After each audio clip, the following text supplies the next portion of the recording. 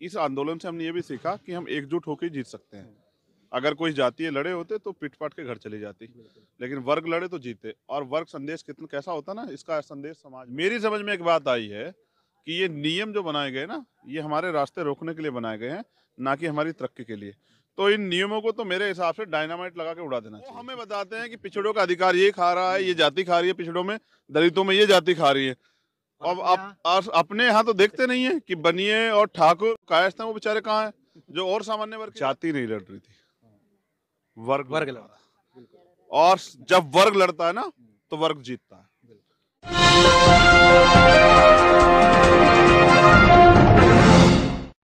चंद्रशेखर आजाद एक ऐसा नाम जिसने नेता नहीं बल्कि आंदोलनकारी बनकर 69,000 शिक्षक भर्ती के अभ्यर्थियों का कदम से कदम मिलाकर के साथ दिया। न सिर्फ यहाँ 3 रात रुकने के अलावा लगातार इनकी लड़ाई में शामिल हुए, बल्कि जब योगी आदित्यनाथ ने कहा कि अब इनको नौकरी दी जाएगी तो यहाँ आने वाले पहले शख्स, पहले आंदोलनकारी या पहले नेता चंद्रशेखर आजाद जी ही थे। तमाम अभ्यर्थियों ने आपका सम्मान किया, स्वागत किया। किसकी जीत मानते हैं ये? उनके आंदोलन की, क्योंकि मैं तो कम समय रहा, वो लगातार डटे रहे। और ऐसे ही हम लोग अंग्रेजों से जीते, तब भी हमने हमारे आंदोलन लगातार चले, शहादतें दी गई, ऐसे ही शहादतें बलिदान इन्होंने भी दिया।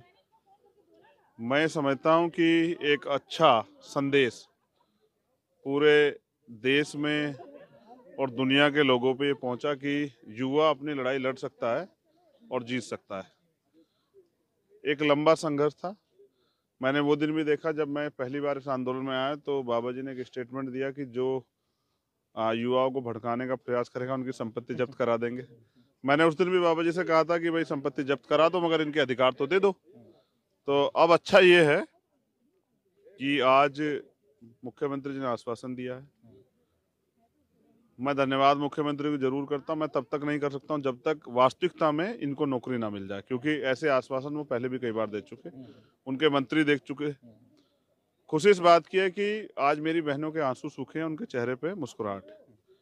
आज जब मैं आया तो वो खुश थे, और मैं भी चाहता था कि इस आंदोलन से वो हार के ना जाएं, क्योंकि 188 दिन बहुत होते हैं, 6 महीने का लगभग समय है।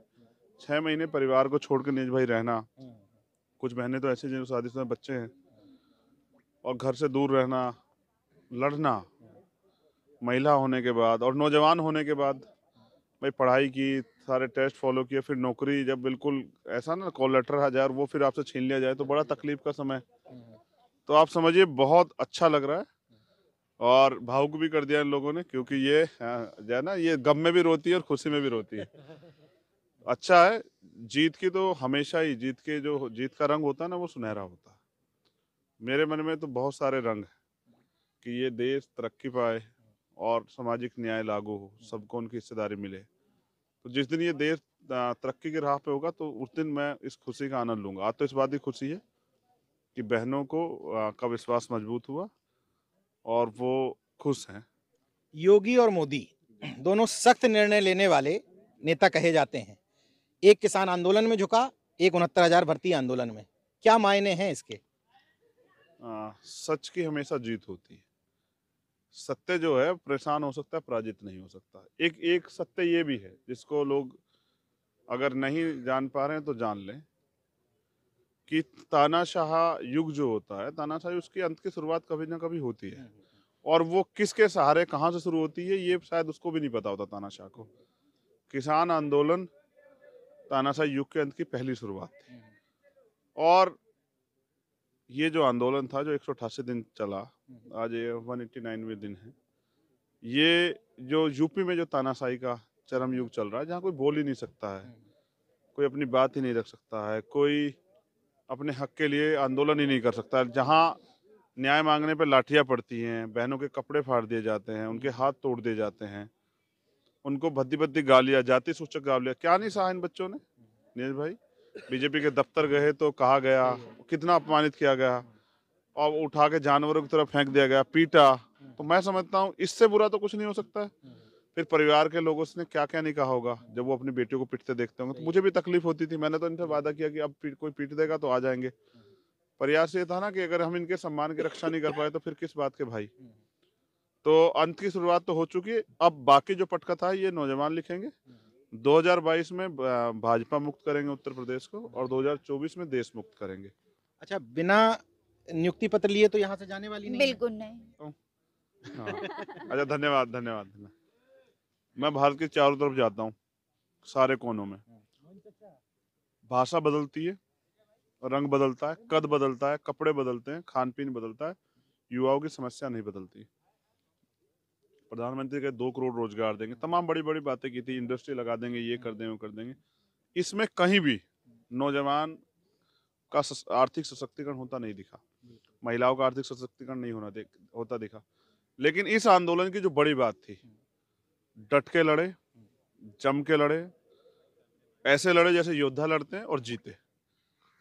मुझे जो अभी यहाँ तमाम टाइटल लड़ते हुए दिखे, उनमें मुझे एक चीज नजर आई, ओबीसी ने अपने दाग भी धुले कि ओबीसी कोई आंदोलन को लीड नहीं कर सकता, लड़ नहीं कर सकता, ये भी दाग धुलता हुआ नजर आया मुझे। ये लगाया किसने? हमें मानसिक रूप से हमारे मोरल को डाउन करने के लिए इन्हीं लोगों ने लगाया कि हम लड़ नहीं सकते। हम तो लड़ भी सकते हैं सर, और जीत भी सकते हैं। हम पे तो इतिहास है ना। हम मंडल कमीशन लड़े, मरे लड़े, लेकिन अधिकार लिए ना। यही तो असली सामाजिक न्याय है। हाँ, लेकिन गजब की बात देखिए ना, लड़े, हमें अपने अधिकार के लिए लड़ना पड़ता है। ये इस व्यवस्था के जो उच्च वर्णीय लोग हैं उनके साथ ऐसा नहीं है। उनको बिना मांगे 10% आर्थिक आधार पर आरक्षण मिल जाता, कोई आंदोलन नहीं करना पड़ता उनको, और वो लागू भी होता है। पिछड़े और दलितों का अभी 1% 4% लागू नहीं हुआ, बैकलॉग पूरा पड़ा हुआ है। उनके लिए अलग से नियुक्ति निकलती है, और वो नियुक्ति वो भर्ती होते हैं सर। उनके लिए लेटर एंट्री भी, उनके लिए सब कुछ। हमारे लिए क्या है? हम पे जो संवैधानिक अधिकार मिला है, रिप्रेजेंटेशन, आरक्षण, प्रतिनिधित्व, वही तो है। उसके अलावा तो बहुत सारे जो है ना, कीले ठोक ठोक के रास्ते रोक दिए, किसानों के रोके हैं कि ये जो ओवरलैप से नहीं चलेगा, और फिर जो है सुप्रीम कोर्ट ने ऑर्डर कर दिया कि आप अपनी कैटेगरी में ही रहेंगे। तो हम तो अब लड़ने के लिए आ रहे हैं। अच्छी बात एक थी जो मैंने महसूस की, जाति नहीं लड़ रही थी, वर्ग लड़ रहा था। और जब वर्ग लड़ता है ना, तो वर्ग जीतता है।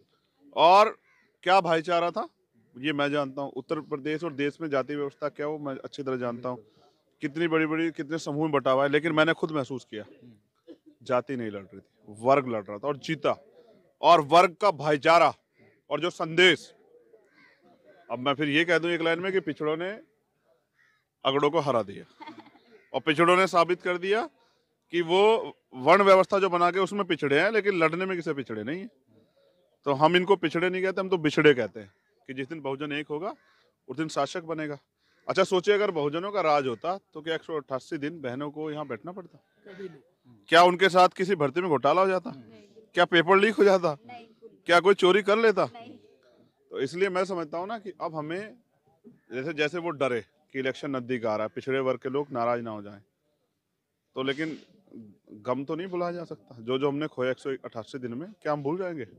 मैंने वो समय भी देखा नीज भाई, यही धरती थी और 2-2 फीट पानी था। बिल्कुल, मैंने भी देखा। और हमारे नौजवान साथी डटे हुए थे, और मैं तो खुद यहाँ 3 दिन पड़ा रहा, यही जमीन। बिल्कुल पड़े रहे। सुबह उठते थे, मैं 1 मिनट के लिए रोकूंगा। बीच में लड्डू खिलाया गया, तमाम लोगों को इस प्रेम को देख करके तकलीफ हो रही होगी, लेकिन ये मैनेज्ड प्रेम नहीं है। ये प्रेम इसलिए है क्योंकि इस शख्स ने यहाँ इन लोगों के साथ रातें बिताई हैं, इन लोगों के दुख दर्द तकलीफ को झेला है, इस आंदोलन को घर घर तक पहुंचाने में मदद की है। इसलिए बहनों का, भाइयों का प्रेम आज उमड़ रहा है, क्योंकि उनको भी खुशी है, हम सबको खुशी है, क्योंकि ऐसा लग रहा था ये आंदोलन हम सब लोग मिल करके लड़ रहे हैं। मैं संविधान को मानने वाला व्यक्ति हूं, इसलिए शूद्र शब्द इस्तेमाल नहीं करता, लेकिन आज कर रहा हूं कि शूद्रों ने इनके स्वर्ग पर धावा बोल दिया है। सच है, आप इसको नकार नहीं सकते हैं। कहा गया, संदेश दिया गया, सामाजिक संदेश, ये हमारी सरकार है। एक बोर्ड लगा के लाइन खींच के कहा गया कि आप अधिकारों से दूर ही रहे, अधिकारों की बात ना करें। लेकिन हमने कहा ना कि समय समय पे जब हमें अवसर मिला, हमने साबित किया है सामाजिक न्याय के बिना देश नहीं चलेगा ना। देखो, छत्रपति साहू जी महाराज ने सामाजिक न्याय शुरू किया, और इस सामाजिक न्याय की प्रक्रिया को बाबा साहब अम्बेडकर ने आगे बढ़ाया, फिर मान्यवर काशीराम साहब ने आगे बढ़ाया, मंडल साहब ने आगे बढ़ाया, उसके अलावा तमाम हम बाबू जगदेव प्रसाद कुशवाहा को नहीं भूल सकते, जननायक कर्पूरी ठाकुर को नहीं भूल सकते, महामना रामस्वरूप वर्मा जी को नहीं भूल सकते। तो इसको तो आगे बढ़ना ही बढ़ना है, इसको कोई रोक ही नहीं सकता। जिसको हजारों साल से दबाया गया है, वो एक ना एक दिन तो अंगड़ाई लेगा। अगर वो अंगड़ाई भी ले ले, अगर बहुजन अंगड़ाई भी ले ले, तो भी हम उनसे ऊंचे हो जाते हैं। तो मैं समझ रहा हूं कि अभी तो अंगड़ाई ली है, बस मेरा एक प्रयास है कि बड़े पैमाने पूरे देश के अंदर तैयार किया जाए, नौजवानों को, महिलाओं को, किसानों को, मजदूरों को, बहुजनों को। हमें बताते हैं कि पिछड़ों का अधिकार ये खा रहा है, ये जाति खा रही है, पिछड़ों में, दलितों में ये जाति खा रही है। अब आप अपने यहाँ तो देखते नहीं है कि बनिए और ठाकुर और प्लस जो वो कायस्थ हैं वो बेचारे कहाँ हैं, जो और सामान्य वर्ग की जातियां हैं। हमें संदेश देते रहते हैं, क्योंकि वो चाहते क्या है ना कि हम लड़ते रहें आपस में। अब हमें लड़ना नहीं है। इस आंदोलन से हमने ये भी सीखा कि हम एकजुट होकर जीत सकते हैं। अगर कोई जातीय लड़े होते तो पिट पाट के घर चली जाती, लेकिन वर्ग लड़े तो जीते। और वर्ग संदेश कितना कैसा होता ना, इसका संदेश समाज में जाता है। तो फिर लड़े पिछड़े और इकट्ठे हुए दलित पिछड़े, अल्पसंख्यक बने बहुजन और किया विरोध और गाड़ा झंडा और बाबा जी से करवाया जय जयकार। संघर्ष समाप्ति की घोषणा यस। कब कब कब तक नहीं? जब तक नियुक्ति पत्र नहीं। घोषणा आपने कर दी, क्योंकि हाथ टूटा था। जी भैया। सदन में भी मामला उठा था। जी अब क्या चाहिए? बस नियुक्ति चाहिए, और नियुक्ति से पहले सोच लिया था, एक ही विकल्प था, विजय या वीरगति। तो हम लोगों को विजय श्री मिल गई है। मेरी नजर में इस आंदोलन ने मनुस्मृति के तमाम सारे नियमों को तोड़ा है। यहाँ पर एक फैक्ट है, यहाँ पर एक घर की लड़की घर से बाहर आकर के लड़ रही थी, उनसे सीधे सीधे आंख में आंख मिला करके बात कर रही थी, हाथ टूटने के बाद भी कह रही थी कि हम छाती पर चढ़ करके अपना अधिकार तुमसे छीन लेंगे।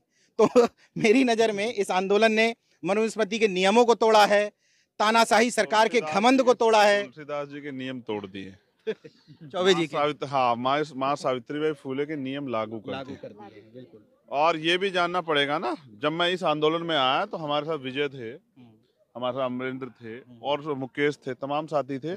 लेकिन हमने भी ये तय किया कि नियम तो तोड़ने पड़ेंगे। तो 3 दिन हम यहाँ रहे, हमने 3 नए नए नेताओं को मौका दिया।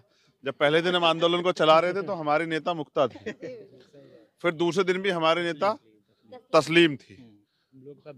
हमने तय किया कि हम जो नियम बनाए गए हैं, जिन नियमों को बना के हमारे रास्ते रोके गए, उनको हमें चैलेंज करना पड़ेगा। और बहुत अच्छा आंदोलन लड़े हम 3 दिन इनके नेतृत्व में, मजबूती से लड़े। और जब बड़ा आंदोलन लड़े तब भी इनके नेतृत्व में लड़े, और जब लड़े तो सरकार को झुकना पड़ा। मेरी समझ में एक बात आई है कि ये नियम जो बनाए गए ना, ये हमारे रास्ते रोकने के लिए बनाए गए हैं, ना कि हमारी तरक्की के लिए। तो इन नियमों को तो मेरे हिसाब से डायनामाइट लगा के उड़ा देना चाहिए, क्योंकि कितने दिन तक हम लोग गुलामी सहते रहेंगे। बाबा साहब अम्बेडकर कहें कि गुलाम को गुलामी का एहसास करा दो, अपनी बेटियां स्वयं काट दे। अब इन अभ्यर्थियों को भी ये तय करना है कि यहाँ से जाने के बाद इनको गुलाम बनना है, या इस जो राजनीतिक चेतना, सामाजिक चेतना, जो जागरूकता इनके अंदर आई है, उसका फैलाव करना है। यानी कि दूसरे लोग भी लड़ना सीखें, ये बात उन तक पहुंचानी है, क्योंकि जो नहीं लड़ेगा वो आगे नहीं बढ़ेगा। अब आज के इस वीडियो के बाद जिस दिन इन लोगों को नियुक्ति पत्र मिलेंगे, उस दिन चेहरे की चमक दिखाने के लिए हम फिर से हाजिर होंगे। देखते रहिए नेशनल जनमत, जागरूक और सजग बने रहिए। जय विज्ञान, जय संविधान।